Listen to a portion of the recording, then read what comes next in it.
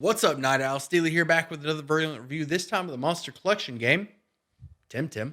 Let's start by addressing the elephant in the room, the Pokemon situation. Being that this game is in early access, it has had an enormous amount of success since launch. And in my opinion, a lot of that success has come from Game Freak's blunders with the main series Pokemon games. Now, I'm going to be real with you. I wouldn't have given this game a second glance if it wasn't for how fed up I am with Pokemon these days. So let's talk about that for a second. I was a huge fan of Pokemon, and in some ways I still am. I have put hundreds of hours in each and every generation.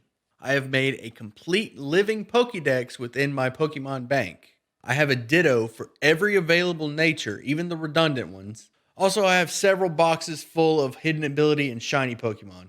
And I bring all this up so you can understand just how invested I was in Pokemon and how difficult it was to walk away from. I was so hyped when they announced a main series Pokemon game on the Switch. A main series Pokemon game on my home TV, and it would also be a lot easier to stream.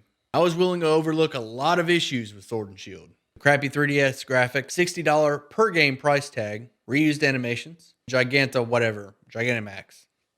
But as long as I could bring all of my Pokemon over from the previous games, all was good. Nope. This may come as a surprise to some people, and maybe I'm being petty and unreasonable. Part of the fun, for me, with the Pokemon games is how you could catch Pokemon from older generations, and they were persistent throughout. You could count on them to be in every game from here on. I've had my Nidoking Dominic since Fire Red. I bred a perfect Smeargle named Catcher, and I trained him specifically for catching other Pokemon.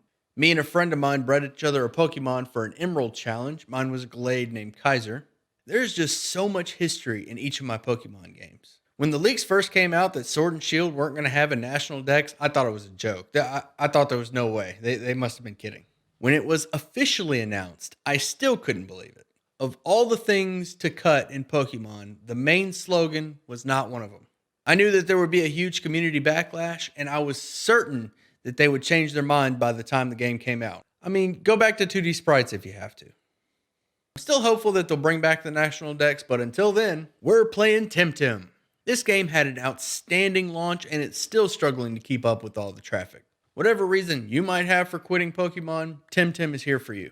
Now, I didn't think much of the game at first glance, and it was very clear to me early on that I was going to be hypercritical of this game because it's not Pokemon. So that's something to keep in mind if you're one of those people that are leaving Pokemon for TemTem. Things like the name, TemTem. At first, I didn't like the idea of 2v2 battles, but it's definitely grown on me, and now I couldn't see myself going back to 1v1.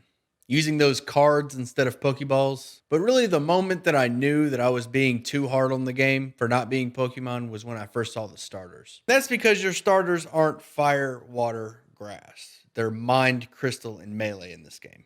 But I did sit there and play through the entire game, at least what was available, and I'm glad I did because I really enjoyed it. One unfair criticism that I see thrown around Twitter and Reddit a lot is that it's a Pokemon ripoff. I wouldn't really call it a ripoff since the Steam page actually says in the description that it's inspired by Pokemon, which to me would be like calling a cover song a ripoff of the original. Just like Johnny Cash, I think that TemTem did it better than the original. And with that being said, I hope you enjoyed the video, and if you did, you know how YouTube works, hit those buttons, leave a comment down below. Let me know what game you want to see reviewed next. If you want to see these reviews take place live, I do stream on Twitch. Schedule's kind of in the air because I want to work more towards YouTube content than Twitch. But either way, as always, I'll see you at sundown.